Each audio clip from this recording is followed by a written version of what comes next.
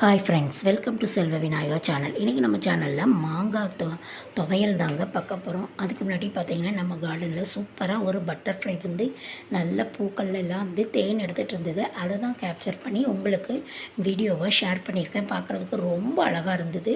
அந்த பூவில் உட்காந்து பூக்குள்ளே போய் உட்காந்து அழகாக 2 விங்ஸையும் வச்சு ஆட்டி ஆட்டி அது வந்து அங்கே போய் இங்கே போய் அழகாக போயிட்டு இருந்தது. அதுதான் கேப்சர் பண்ணியிருந்தேன்.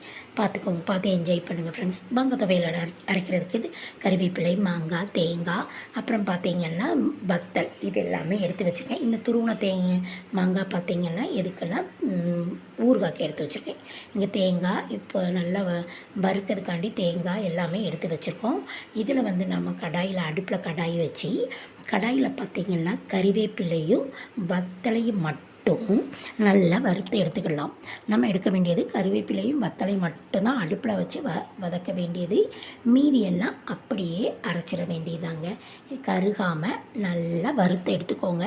கருகுனாலும் ரொம்ப கருகுனா கசக்க ஆரம்பிச்சிடும் உங்களுக்கு. நீங்கள் கறிவேப்பிலையை வந்து நல்லா ஃப்ரெஷ்ஷான இலையாக இருந்ததுன்னா நீங்கள் வந்து கூட கொஞ்சம் நேரம் வதக்கிக்கோங்க. இதே காஞ்ச இலையாக இருந்ததுன்னா பிரச்சனையே இல்லை. லைட்டாக ஒரு பரட்டிட்டு நீங்கள் வச்சு அரைச்சாலே போதுமானதாக இருக்கும். சரிங்க, இப்போ பார்த்துடலாமா?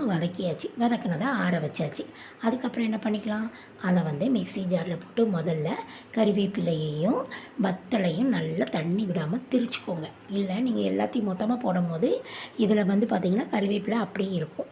ஸோ நீங்கள் வந்து என்ன பண்ணிக்கோங்க, தண்ணி விடாமல் நல்லா திரித்து எடுத்துக்கோங்க. 2ஐயும் உப்பு போட்டு திரிச்சிக்கோங்க. திரித்து முடிச்சுட்டு அதுக்கப்புறமா நம்ம வச்சுருக்கக்கூடிய மாங்காய் பீசஸை குட்டி குட்டியாக கட் பண்ணி போடுங்க. பெருசாக போட்டிங்கன்னா மிக்ஸி ஜாரு பிளேடு வந்து டக்குன்னு 4 பீசஸாக போயிடும். ஸோ அதனால் குட்டி குட்டியாக கட் பண்ணி எடுத்து வச்சுக்கோங்க. குட்டி குட்டியாக கட் பண்ணி நான் பார்த்திங்கன்னா ஃபஸ்ட்டு பார்த்துட்டேன், வெட்டி வச்சுட்டேன்.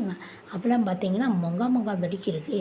அதுக்கப்புறம் எடுறா கத்தியை வெட்டுடா குட்டி குட்டியாக அப்படின்னு சொல்லி வெட்டியாச்சு. இது கொஞ்சம் பழமும் இல்லாமல் காயும் இல்லாமல் சூப்பராக அந்த ஸ்டேஜில் இருக்கும்ல கிளிமுக்கு மாங்காய், அந்த மாங்காய். இதை என்ன பண்ண முடியாது, ரொம்ப துருவவும் முடியல. ஸோ அதனால் நம்ம கத்தி வச்சு குட்டி குட்டியாக கட் பண்ணி போட்டாச்சு. இப்போ நல்லா உப்பும் போட்டு தண்ணி ரொம்ப விடக்கூடாது. லேசாக ஒரு ஸ்பூன் அளவுக்கு தான் விடணும். அந்த அளவுக்கு தான் நீங்கள் தண்ணி விடணும். தண்ணி ரொம்ப விட்டிங்கன்னா நல்லா இருக்காது. துவையல் மாதிரி வராது. அது வேறு சட்னி மாதிரி ஆயிரும். அப்புறம் நீங்கள் வச்சு சாப்பிடும் போது நல்லா இருக்காது. உப்பு போட்டு இது கூட நல்லா உப்பும் போட்டாச்சு. பூண்டு தேவைப்பட்டவங்க பூண்டு போட்டுக்கோங்க. நான் இதில் பூண்டு சேர்க்கலை. லைட்டாக தண்ணி இங்கே பார்த்திங்களா இவ்வளோ தான் விட்டுருக்கேன். கரெக்டாக அளந்தோன்னா 1 ஸ்பூன் தான் வரும்.